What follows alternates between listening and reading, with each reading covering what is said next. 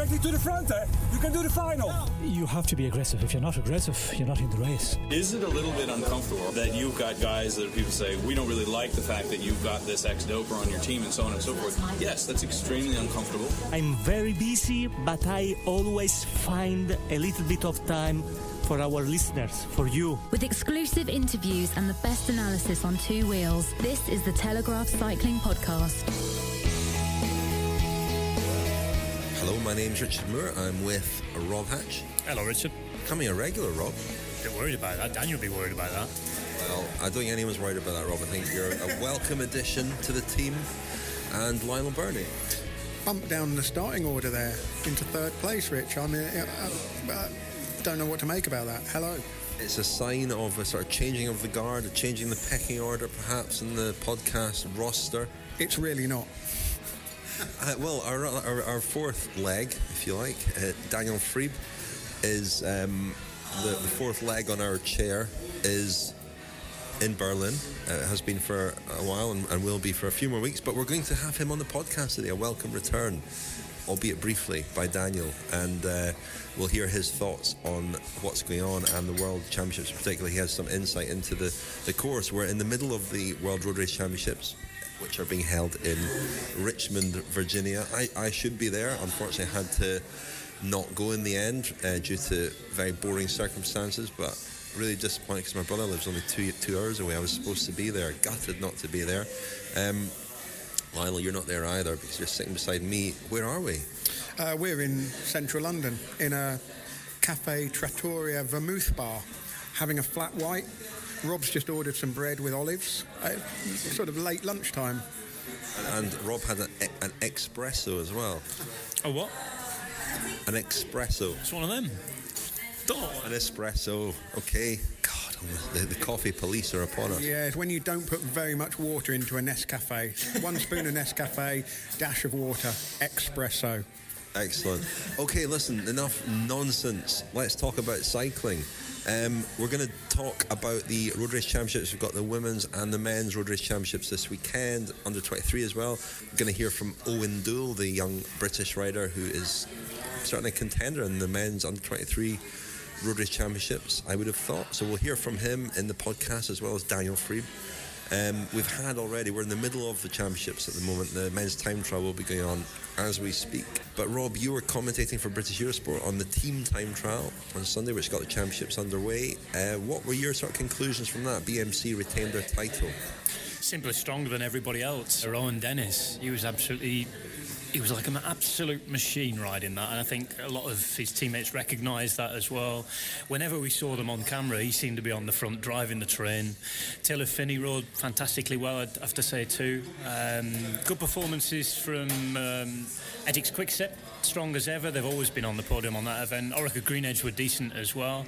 Movistar taking a bronze was probably one of the big revelations of the week. That won't come as a surprise to too many people given their trajectory over the last few years, but you know, they're against all the top teams in the world, and I think we saw the sort of culmination of all the work they've done with Canyon on the bikes, also with Endura, skin suit, things like that. A lot of the work that has been put in over the last few years there. The only thing that I would remark from it was it a bit too short, maybe 38 kilometres. Traditionalists, I think, used to like the 100 kilometres, 4 riders, get 3 across the line. The stuff that ended in 1994, we had that 18-year hiatus. It was brought back. Trade teams now, of course. 4 people over the line from a 6-rider team. Yeah, I know there are quite a few ex-riders who've been talking to in the run-up saying, disappointed it's not 100 kilometres. Really? 100 kilometres format? I wouldn't be in favour of that. It's kind of odd, isn't it, seeing 6-man teams when we're used to seeing team time trials in Grand Tours with 9-man teams? It is. I mean, the 4-man 100-kilometre team time trial was a thing in the World Championship because it was an Olympic event. It was an Olympic event for the amateurs, obviously, in those days, and so it became a sort of an established distance and an established format. This new team time trial, which, let's not forget, was brought about on the insistence of the trade teams. It's the only event at the World Championships where the riders ride as trade teams rather than their national teams. It still doesn't quite fit for me. It's a strange event, and you're absolutely right. Having 6 riders, it's neither it's neither one thing nor the other. It isn't a team time trial as we recognise it from a Grand Tour, where they'd obviously have 9 starters, and often the distance is quite a lot shorter than that. I'm not sure whether anyone really needs to see a 50 or 60 kilometre team time trial as part of the World Championships. It's a manageable amount to watch, isn't it? And I think the latter stages, particularly when all the big teams were on the road and you could weigh up as they went through the checkpoints who was doing what, it was quite a compelling watch, really, because it was all about pacing in that final section. BMC got it spot on, because I think even you said in commentary, Rob, they looked like they'd blown it, and from the times they really did look like they'd blown it, but obviously they were riding negative splits and they were saving the strongest turns for last. And you're absolutely right, Rowan Dennis, perfect judgment, just as we saw in the opening stage of the Tour de France when he took the yellow jersey, and that has to make him one of the favourites for the individual team time trial. Taylor Phinney, as you mentioned, interviewed in last week's podcast. You can hear our interview with him and his comeback from a horrific crash. And it's great to see him not just making up the numbers, but it took him a long time to return to racing, well over a year.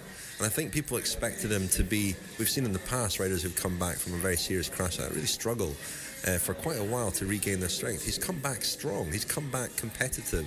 It's worth saying Wilinda Willemsen won the women's time trial. She's coached by Marco Pinotti, who also is the time trial coach at BMC. So he's had a pretty good week, the retired Italian rider who was a time trial specialist himself. Yeah, he's had a fantastic week. BMC, I think, they've sort of, a bit like Garmin did back in the day, they're trying to make this event their own. Of course, we've seen Orica Greenedge do the same in the Grand Tours, although they haven't quite managed it at the World Championships yet.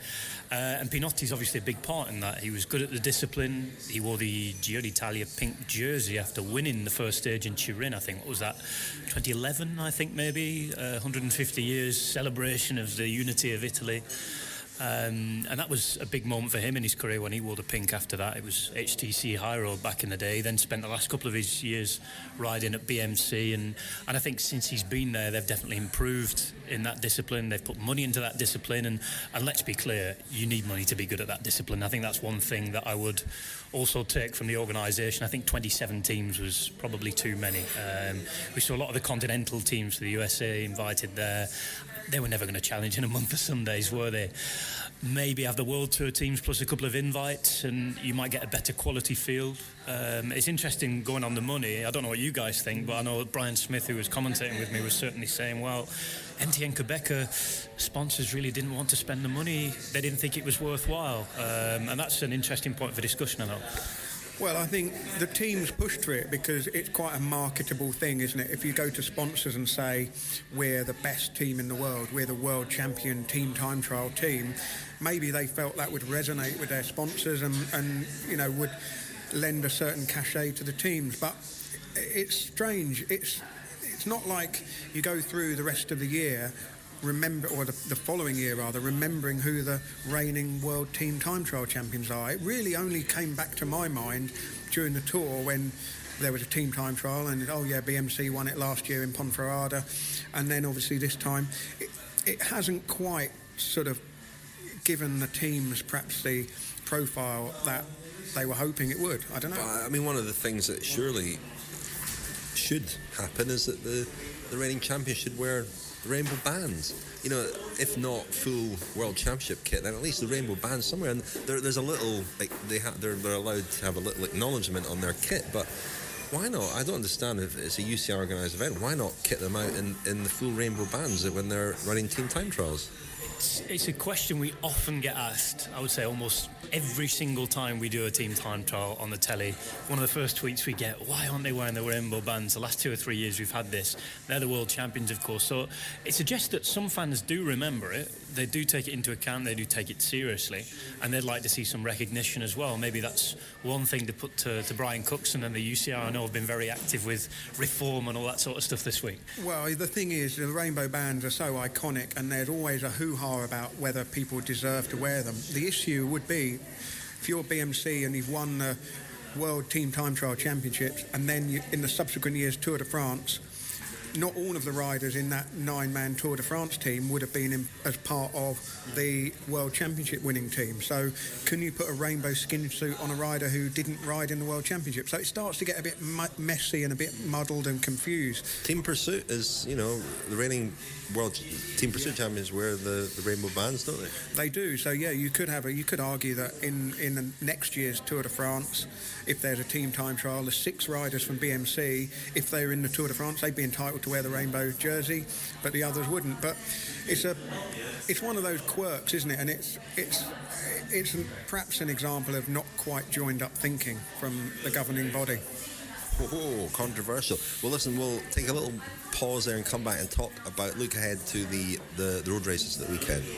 You're listening to the Telegraph Cycling Podcast, presented by Trainer Road, cycling's most effective training tool. So we're delighted. This second week of our Trainer Road sponsorship. We're being sponsored by the American company who are the answers to all your training needs. And they're going to be providing some answers for us, hopefully, over the coming weeks and months. The 3 of us, Rob, Lionel and myself, are going to be fully signed up to a Trainer Road programme. More details about that to come out over the next few weeks, but we're very grateful to them. They are going to be helping us provide these free weekly podcasts throughout the winter.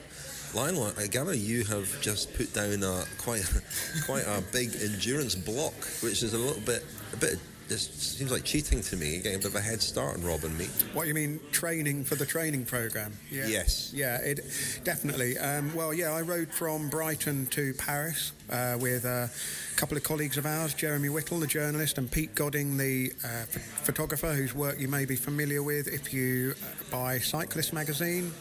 Yeah, charity event. What was it, 220 miles in 3 days? I don't know, you did it. Yeah, well, I'm trying to remember. I mean, it was tough. It was surprisingly tough. It was a lot of cycling to do. I did okay. I finished towards the front of the bunch, I would say, in the leading places, perhaps even snuck onto the podium. So yeah, I'm feeling all set for Trainer Road. They can bring it on as far as I'm concerned. Brilliant. Well, as I say, more details to come out about that over the next few weeks, but thank you, Trainer Road. The World Road Race Championships this weekend. It's a race we always look forward to. It's a little bit different to all the other races on the calendar. Circuit race, women's and men's at the weekend. We're going to hear from Daniel Friebe, who is intimately familiar with the course in a moment. But Lionel, what are your thoughts and who are your favourites? Well, until you see the course being raced by anyone, it's always difficult to know exactly how it's going to pan out. I mean, at the start of the year, the rumours coming through whether it was going to be quite a hard course, maybe, it would be selective. The closer we've got to it, and the more that the likes of Alexander Kristoff, John Degenkolb, are really establishing themselves as the favourites before a pedal has been pushed, that indicates that it's going to be it's going to be flat, fast, and could end with quite a big group at the finish. And that's one of the things that happens every year. There's always speculation about what the course will be like, and it's really not until you see the men's under-23 race that you can actually begin to actually anticipate how the senior events might turn out. That's probably one of the great peculiarities of the World Road Race Championship, isn't it? I love the drama. I love all the speculation, the gossip that comes out, who's working for who's supposed to be working for who's even not supposed to be working for who. The polemics, the Italian team in particular, come on. Tell us about Vincenzo Nibali. What's his state of form at the moment, Rob? Well, I think going into last week after the Tour of Britain, a lot of us would have been thinking, Elia Viviani is looking good, isn't he? He crashed with Team Sky before their TTT the day before that, put paid to their chances in the TTT, although they rode fantastically well and gave it a good go on the day. Nibali, meanwhile, has been over... Nibali's been over doing a lot of the Coppa Italia races and the season one-day races in Italy. He was beaten by Davide Rebellin, Granddaddy Rebellin the other day, but he's had 3 podiums in 3 races. He's looking really good. Diego Lisi's looking good. So are we going to have a unified Italian team or not? But it can't, from what we understand, it can't be a course for Nibali, can it? No, I'm not sure. The more I hear about it, I know Lionel's been talking about the sort of, the wave of people's expectations of the course, how people have thought it's going to play out all over the year. It's changing all the time for me. In the last couple of weeks, I've heard some reports to say actually might be harder than we thought again, because the climb becomes quite close to the end. It's quite steep. If you have teams who are good enough to race very hard, take control of the race, rather like we saw Poland do last year for Kwiatkowski, and have a plan and put it into action, then it could be for anybody, couldn't it? My instinct tells me that it might be a race similar to 2010 in Melbourne, in Australia, where Thor Hushoff won from a reasonably sized group. The following year was Copenhagen, an even bigger group, won by Mark Cavendish. A kind of strange race that, because Great Britain controlled it from the gun and kept that group together. Can't see a team really doing that this time. It does need, and there's a question I suppose with the German team as well. You've got Andre Greipel, Degenkolb. What's going to be the plan there? If it's a Copenhagen style race, then Greipel could win it. If it's a Melbourne style race, then Degenkolb would be more likely to win it past. But then, Greipel can survive some pretty sharp little climbs. You just don't know. The guy that I think a lot of people are talking about is Michael Matthews. I remember speaking to him at the Tour de France. We spoke about him a lot at the Tour de France. He was in a right old state. He had terrible crashes in the first week, and for several days he could barely walk. And he was speaking to him at the bus one morning. Can't remember where it was, but it was at the stage the day after I think Greg Van Avermaet won. Rodez, was that, Lionel? Look that up in your Wikipedia of a brain. And yeah, file not found. Error 404. Michael Matthews, he could barely walk. He was really stiff and in a lot of discomfort off the bike. So I don't know how he was getting through the stages, but he said it was all for the World Championships. He was putting himself through that for the World Championships. He knew that if he could finish the Tour and get that sort of training in his legs, he would come out and have the form to be a contender at the World Championships. Now, he looked incredibly strong on Sunday in the team time trial, Rorica Greenedge, I thought. For inverted commas, non-specialist, he was the guy that looked in the closing stages to be the strongest guy in the team. So I think he's a good shout. Mentally, it's just a completely different animal, and the beauty of watching the World Road Race over the course of the whole day is just watching those little things as they unfold. Riders who come to the fore at just the right time, and then really 2 laps to go, it all kicks off, and then it's, basically all bets are off, and it's a race between those who want to keep a group together and those who are trying to snap the elastic and get away. It's almost counterintuitive, or it seems counterintuitive, but do the World Championships and that nature of it being a circuit race effectively, does it suit a smarter rider who can have all day to figure out the best way to win? I'm thinking, Mark Cavendish is a prime example, not only in the way that he rode and conserved energy. I think Jeremy Hunt was sort of looking after him on the climb, and they would start at the front and slide back gradually through the peloton and then work their way back to the front again. It was very smart, not obvious, but well executed. Oscar Freire as well, of course, one of the smartest riders in the bunch when he was riding, and a multiple world champion. Does it suit perhaps a smart rider who can figure out the best way to win?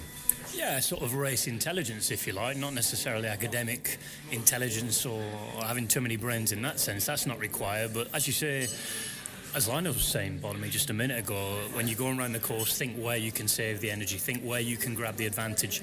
Try to put yourself in situations where in 10 laps time or whatever it is, am I going to be here? How am I going to be feeling? What's going to happen? Scenarios that can play out. There's a lot of time to pass, isn't there? 6 or 7 hours during the day. There's a lot of thinking to be done, and I suppose you've got to occupy your brain with something. It's not a bad thing to do. And if you're race savvy, if you can pull it off on the road, think in an instant. Well, if you've already had a sort of preemptive think about things like that, then it's going to help you, isn't it? And Kwiatkowski last year, the reigning world champion, has not had a great year, has he? Joining Team Sky next year, but I don't think he's had a great year. But it was a smart move last. He went out just the right moment in a sort of lull between the rises and the road, and almost he didn't go to the obvious place to attack, but he went at the perfect place to attack. Yeah, I mean, you just mentioned Oscar Freire, and the first World Championships I covered was 1999 in Verona, and Oscar Freire was real surprise win. I mean, he was probably last on the Spanish team selection. He was riding for Vitalicio Seguros. I think it was his second year as a pro.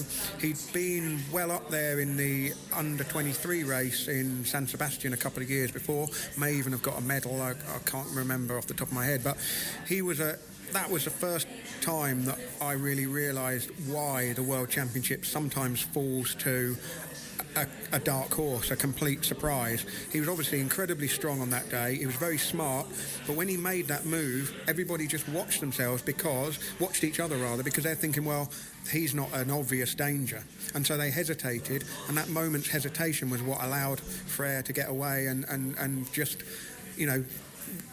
do enough to win. And I think one of the big sort of controversies or talking points about the World Championships and the rainbow jersey, because it's so iconic and the rider gets to wear it the following year for the whole year in every type of race, stage race, classics and so on.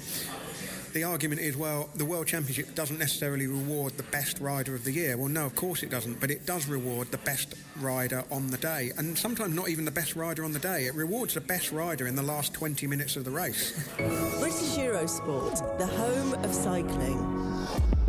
Thank you to our other sponsor, British Eurosport, for continuing to back the cycling podcast while the season is still going on. They are broadcasting the World Championships this week, so there'll be a lot of racing on British Eurosport this weekend. The women's road race is on Saturday. Who do we expect a similar race, I guess. Most likely a reasonable sized group with a sprint, we expect, perhaps. Lizzie Armitstead has been talked of as a favourite. Seems to have found a new level of consistency this year. Has won the World Cup. She seems like a more complete rider this year. Owain Doull, the Belgian rider, is my tip, however, for the Women's World Road Race Championship. She's been in great form. Rob, what are your thoughts? I thought Lizzie Armitstead in particular was in fantastic form in the team time trial on Sunday. Her team, Bulls Dolmans, pipped at the post right at the end by Velocio SRAM, who won it for a fourth season in succession. Armitstead really, really strong in that race. Owain Doull, pardon me, for the Belgian road champion. Almost a mispronunciation from you there, Rob, yeah. Which would have been, that would have been a historic event. They happen. Owain Doull, I think, Belgian road champion. She was riding that for Wiggle Honda as well, obviously with the Belgian jersey on, one of the most prestigious jerseys in the whole of the peloton, of course. And if she's got the backing of her team, she's shown that she can win in lots of different situations already this season, not just the biggest sprints, but she rides well. She generally copes with the longer races well as well. And it's been a breakthrough year for her in terms of results. Could she crown it with a rainbow jersey? I think it'd be an absolute dream, wouldn't it? I spoke to her at the start of the year at the Wiggle Honda team launch. She's still quite young, but she's talking about retiring after Rio, or she certainly was back then, just because she was talking about how difficult it is to earn a decent living as a professional women's cyclist. But she's had a great year this year. She could be a favourite at Rio perhaps, but maybe more on the track than the road, because she's perhaps not the course in Rio we fancy to be quite hilly, and that might not suit her so well. But that would be sad, I think, if somebody like that was spared. Lionel, any thoughts for the women's road race? Well, I think Lisa Brennauer of Germany is another good shout. She was very impressive at the women's tour in Britain in June.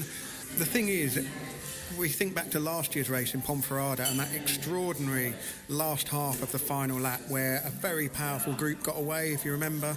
Armitstead was in it, Emma Johansson, Marianne Vos was in it. Forget who else was in it, but they basically they played cat and mouse too long. They watched one another and they sat up and let the bunch catch them, and then they were all caught on the hop by Pauline Ferrand-Prévot. Extraordinary finish. You would have to imagine that this year that will be going through people's minds, not least Lizzie Armitstead. Does she wait for a sprint finish, or does she try and use her strength and ability to get into another little group? And I would guess that would suit her better. If she can work together with a couple of people and show full commitment to a move, then they could deny a sprint finish. Waiting for a bunch finish, I think, is too much of a risk and makes it much more difficult for her to win a gold medal. Yeah, well, just again about the course, we're all saying sprint finish, and I know I mentioned Nibali earlier, not in all seriousness, but I know that there are enough teams in both the men's and the women's events who want to make it a hard race. For example, Colombia in the men's race have said, we're going to ride for Rigoberto Urán. Obviously, he's not going to win a bunch sprint, is he? So there are a lot of teams who want to make it difficult. And again, if Great Britain for Lizzie Armitstead want to try and get the biggest sprinters out the way, get the likes of Jolien Dora dropped if they can, you know, if they put their minds to it and work hard enough, anything can happen on these courses. That's why it's such an exciting weekend to watch. Well as the women's road race and the men's road race, we have the under-23 men's road race as well this weekend. And I spoke to Owain Doull in Richmond as he prepares. He was a very good fifth in the under-23 time trial. He had some fantastic results at the Tour of Britain and finished third overall. A real breakthrough performance for him. I think he'll go into that under-23 men's road race as one of the favourites. So I caught up with him, and here's what Owain Doull had to say. Pleased with your ride in the time trial? Really pleased, actually. I'm quite surprised. Going into it, I was kind of hoping to be top 10. I thought that'd be quite a realistic goal, considering I've never kind of done any time trials like a major championships for that level. So yeah, to run to the top 5, I was really happy with that. I mean, you seem to you've had a good solid season, but you seem to have come into great form just the last few weeks. Obviously, Tour of Britain was an outstanding performance. Has that been the plan all year, to build towards this peak? Got 2 big goals for this year. It was kind of the under-23 Nations Cups, and then obviously the back end of the year before Britain, the World Championships. And didn't go quite as well as I wanted at the Nations Cups at the start of the year. Obviously, I've had the whole season now to kind of get the right stuff in place and kind of get myself in the best shape possible for this back end. How did you do that? I mean, you seem to take a little break from racing. Yeah, I did a NASCAR, which again was actually another goal of mine to try and win the road race, the under-23 road race here, which I did. And then after that, I took a kind of a few easy days. After that, we went to Livigno for an altitude camp with the national team in preparation for the kind of Derby test event, kind of the Derby Olympics, it was called. And then from there, we went back to altitude for another camp. I think Heiko was really supportive of my ambitions for the Tour of Britain and also the Worlds. So I kind of managed to do a bit more specific training from that. And I think with that kind of big hitting the endurance and mixed with we did a bit of track work, obviously, in Derby. It managed to kind of come together quite nicely in terms of my kind of overall road riding and then also sprinting, having that speed coming from the track. And it was just now a case of trying to see how long the form lasted for, and it seemed to still be holding out after Tour of Britain, which is good. Yeah, and I mean you're in a part of a very, very strong looking team on Saturday, a British team for the road race. You know, Hugh Carthy, Geoghegan, Hart, Alex Peters. It's a strong team. What do you know yet? What the plan will be? Will you have a leader? Will that be yourself? What's the plan? Yeah, I think, like I said, we've got a really strong team. I think there's any one of us could win the race itself. I'll be kind of the protected leader, I guess, just to an extent. And especially racing's real unpredictable. You know, anyone on that start line could win the race. But I think we're in the best place possible. We have such a solid team. I think we all under the same idea and same plan that going into it. As long as someone from the team either wins or gets the podium or gets the results, that's all that matters. Well, I think in that sense that everyone's willing to work for each other. It's going to work quite well because, again, with especially racing, everyone's there to win and everyone wants to show themselves. So I think in the sense that we're kind of all quite a team, because we've raced together quite a lot already. What's your impression of the course? What kind of race do you think it'll produce? I think it'll be a hard race, and obviously every lap is just going to be a fight for the start of those climbs. So I think post the entry race will probably pan out one or two ways. It'll be a kind of a reduced sprint of 30 or 40 guys, or probably through dark kind of team that was aggressive race where it's kind of a group of 7 or 8 to finish, and hoping myself or one of the lads can make that, could be in that position to win and finish it off. There's quite a lot of strength and depth, so I think it should be quite an exciting race. This is the Telegraph Cycling Podcast. Join us on Twitter and Facebook. Just search online for the Cycling Podcast. Okay, we heard there from Owain Doull, the young Welshman who will be certainly a contender in the men's under-23 road race this weekend. Very good head of hair, Owain Doull. And speaking of good heads of hair, I caught up with our good friend Daniel Friebe, who's in Berlin. Looking at me there, Richard, that was almost cruel. Well, Lionel, I needed some inspiration. When it comes down to it, who's going to be the most aerodynamic in the Trainer Road Challenge? Eh? I thought it was on a turbo trainer. No, I'm only joking. It's not on a turbo trainer. Don't give it away yet, Lionel, the secret challenge. Anyway, I spoke to Daniel Friebe in Berlin about the World Road Race Championship this weekend. Here's what Daniel had to say on that.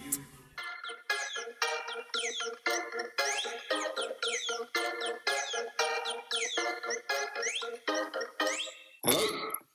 Daniel. Hello. How's it going? Daniel, that's a very interesting ringtone you've got there. Yeah, especially chosen for Berlin, being a bit of an electro theme. How are you? I'm alright. How are you? Are you missing the podcast? Yeah, kind of. I hear that you were graced by the presence of my erstwhile flatmate, Robert Hatch, today for the podcast. Rob Hatch has been a regular and very good contributor. Really? Yeah. My place under threat. More importantly, has Rob been watering the plants at the home of cycling? Marco Plantani, has he been watering Marco Plantani? I think Marco Plantani is in rude health, is what I hear. Certainly, he maintains that he's been keeping the home of cycling in tip-top shape. I don't think you've got any worries there. Excellent. So, Daniel, I'm sure you've been watching a bit of cycling over there. Keeping in touch with what's been going on in the sport? To a certain extent, mainly via phone calls, text messages, with men in pubs, strange men in pubs, who certainly very informed as to what's going on the scene, but haven't been watching it a great deal. But anyway, far away, Richard. Say, strange men in pubs, any of them have any insight into the latest on Mark Cavendish? The latest in what sense? The latest in terms of contracts and where he's going to be riding What team might he ride for next year? Well, I think the consensus is correct that he's probably going to ride for MTN, or what was MTN this year. But I don't think an announcement is imminent just yet. Because it's still gone very quiet on that front. Yeah, I heard there was going to be an announcement between the Tour of Britain and the World Championship. Has it been delayed because of his injury, perhaps? I don't know. I do not know, Richard. I've been concentrating on other things. Okay, Daniel, that's fair enough. Well, do try and find out for us before we speak again. And the World Championships, we're in the midst of the World Championships. We talked today about, what we think will happen in the men's road race in particular on Sunday. I gather that you have some insight into the course. You've seen the course at, certainly through a video with Davies Cassani, is that correct? I've done a video record with Davies Cassani, the Italian national team director. No, yeah, I have seen the course. It's a very strange one, isn't it? I don't know what you chaps said in the pod today, but I certainly don't remember a World Championship course with such short climbs and such steep climbs. And really, I can only really see about 200 metres of climbing in the whole course where differences are likely to be made or gaps are likely to be made in a sort of traditional sense of someone attacking on the climb, which is usually what you expect in the World Championships, I think. And then, of course, the finish itself, the last kilometre, is mainly uphill and could prove to be quite difficult, but a very unusual course because most courses, most circuits tend to be between about 12 and 17 kilometres. There's usually a 1 kilometre climb, a 2 kilometre climb, or a 3 kilometre climb somewhere in there. On this course in Richmond, the only bona fide climbs really are a few hundred metres long each. I mean, it's not a similar kind of course, but could there be a similar kind of outcome to 2010 in Melbourne, where it was a big group with, some of the pure sprints have been weeded out, but there was still a lot of fast finishes there? Or are we talking Copenhagen, where obviously there was a bigger group, a more controlled race? Or something different altogether. I mean, I did speak briefly to Mark Cavendish about the route. He went to see the course earlier this year. I think he went in the spring around March. And he talked about a 9-minute effort, which I think he needs to get away on the last climb and stay away to the finish, which is one possible scenario. But if that is the case, I mean, a 9-minute effort, that's roughly what Michael Kwiatkowski did last year to win Ponferrada, wasn't it? Otherwise, the people have drawn parallels with the Copenhagen course. Others say it's harder, others say that it's easier. Vincenzo Nibali's in really good form, and he quite fancies his own chances. Obviously got a bit of a point to prove after his disqualification from the Vuelta. His coach, Paolo Slonga's pretty confident that Nibali can do something. I think the Italians will actually have a good chance with Diego Ulissi as well in the team. And Viviani. And Viviani, although Davide Cassani, we mentioned, the Italian national team selector, he went to see the course, I think, in May, and it was the day of the American University Championships on this identical course in Richmond. And okay, not a very good gauge because a completely different level, very much inferior level to what we'll see on Sunday. However, on the last time up the, finishing straight, the final kilometre, uphill final kilometre, the race just blew to pieces, and it made that climb look very, very difficult indeed. So whether pure sprinters will be in the mix, and I consider Viviani to be a pure sprinter, I'm not sure. The name that keeps coming up when you do speak to riders, directors, people who are really in the know, is Michael Matthews. My tip there, Daniel. So when you talk about people in the know, you obviously include me in that category.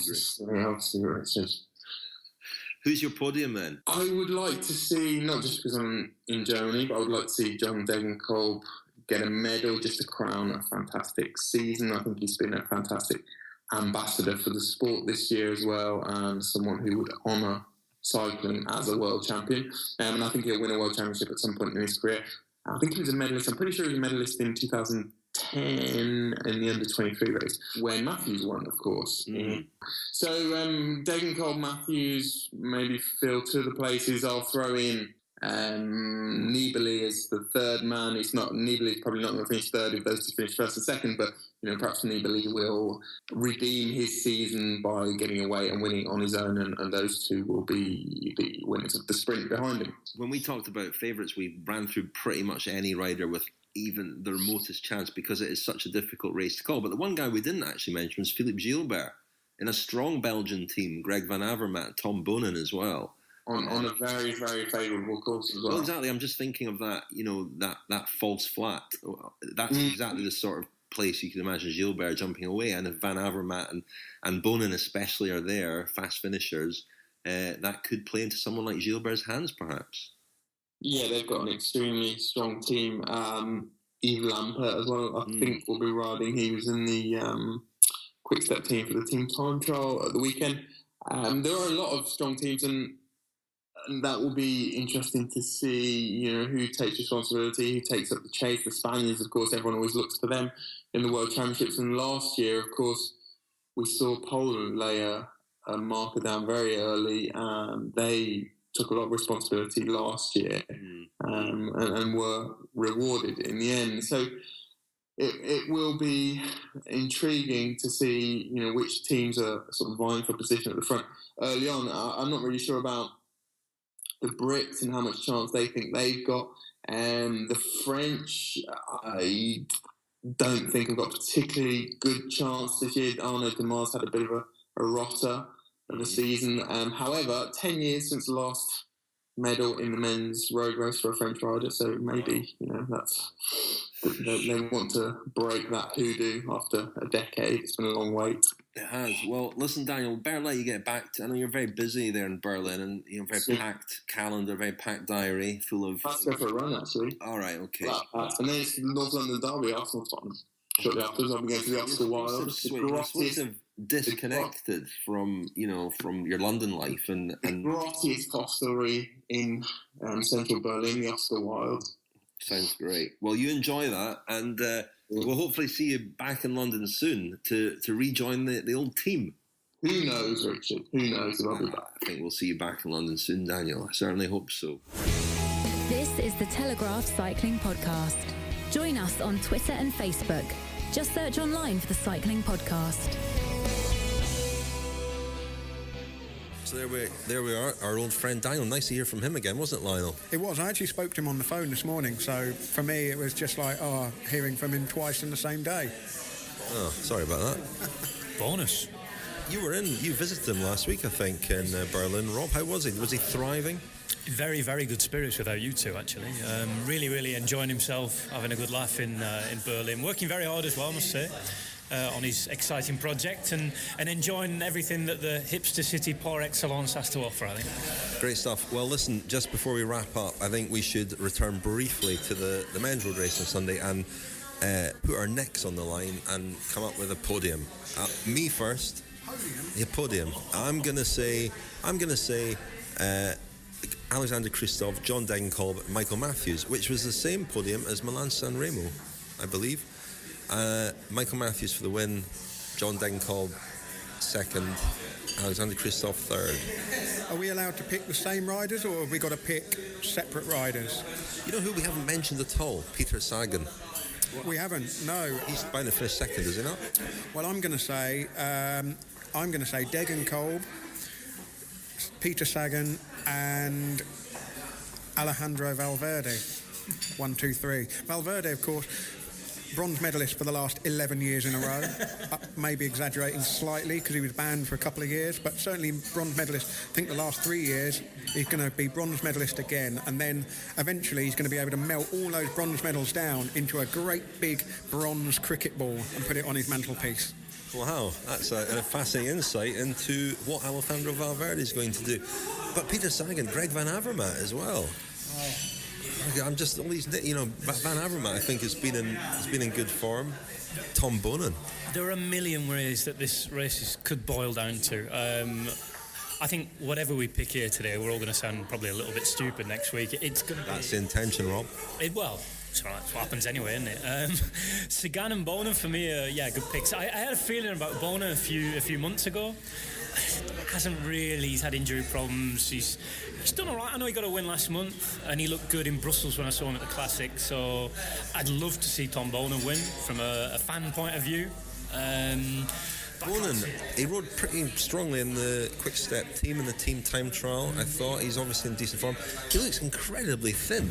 I thought he did so at the start of the year when he turned up I was down at Tour of Oman, talking to him a bit off the bike, and really good spirits, looked good, looked fitter, as you said, than I've ever seen him before. And I think World Championship one more time is a big aim of his before he retires. And I think he's signed up for one more year, hasn't he, with quick step? Next year is tailor-made for him, surely, in Qatar. He knows the crosswinds, he knows the area, loves that race. Tour of Qatar, of course. If he doesn't do it this year, I can sort of see him winning it next year and retiring with the jersey on his back. Unless we do a special podcast about him, in which case he's likely to have a crash and be ruled out, as happened this year before the Classics. It would be quite amazing, though, wouldn't it, for Bonan to win 10 years after his last only world title. I mean, that's it would bookend his career very well. But I think Van Avermaet is probably Belgium's best chance this weekend. But as Rob says, I generally don't like predictions, but I do like betting on the World Championship, because I think on the morning of the race it suddenly all crystallises down and you can sort of see quite clearly, you can make some pretty good selections and try and win a bit of money. Tony Galopin is another one we haven't mentioned. I mentioned Nibali before. If Italy do choose to ride for somebody, and given the course we've all said what we expect it might to be, given the fact that Viviani's maybe struggling with an injury, Ulissi might be a very good alternative. I know it probably wouldn't be the most popular winner given his past, but he's riding well. He's another guy who got a win last week. He's had wins pretty regularly since he came back from his suspension just before the Giro, and he can finish very, very fast in a small group. But yeah, Sagan, Van Avermaet, people like that, I think they're the guys that we should be looking out for. Mark Cavendish had to pull out, unfortunately. He's had surgery on his shoulder after crashing at the Tour of Britain, and he was certainly looking forward to the World Championships. He wasn't going to go there as outright leader of the British team. They had a few more cards to play, but how do you fancy that they will ride it now, Lionel? How do I fancy what, sorry? That they will ride it. I think they'll be opportunist about it. I mean, I think Steve Cummings might have a decent chance if it's a tough day, and he gets away with two Frenchmen. If he gets away with two Frenchmen, give him a good working over at the finish. Again, he's got the smarts, Steve Cummings, to work out how to win that race, and he's got 6 hours to gain that information, and he could pop up in a move. But I don't think the British team... I mean, originally Simon and Adam Yates weren't even going to ride. Adam Yates has been called up to fill the spot left by Mark Cavendish's injury. So they don't go into the race with a real strong plan A, but they can busk it. And I outside feeling for Steve Cummings. Interesting. Okay, we'll wrap up there. I think we've hedged our bets quite well there. I think we've named pretty much everybody apart from an Oscar Freire who might come from nowhere and win it. Yeah, if we don't get a couple in the top 10, we've done appallingly here. We really have, haven't we? Okay, in the next week, I'm doing some events with David Miller ahead of the publication of his new book, The Racer, which I've just read. It's excellent, really interesting insight into racing, very different to his last book, Racing Through the Dark. We're doing events in St Boswells, in Bath, Manchester. One of these events will actually be recorded and released as a Friends special podcast, so look out for that. You can become a friend of the podcast at thecyclingpodcast.com for £5. That will gain you access to all our Friends specials this year. We keep saying it, but we've got a few more to come this year, along with a bit of an improvement in the technology ahead of our relaunch next year. Exciting plans, haven't we, Lionel? We certainly have, yeah. It's all going to be the same. All singing, all dancing. The same but different, yeah. It's going to be better. Yeah, it's going to be better, obviously, and we'll be announcing some of those plans in November and December. Great, well that's us for this week. We'll come back next week and review the World Road Race Championships. In the meantime, thank you very much, Rob Hatch. Thank you very much for the invitation. Thank you, Lionel. Thank you, Richard.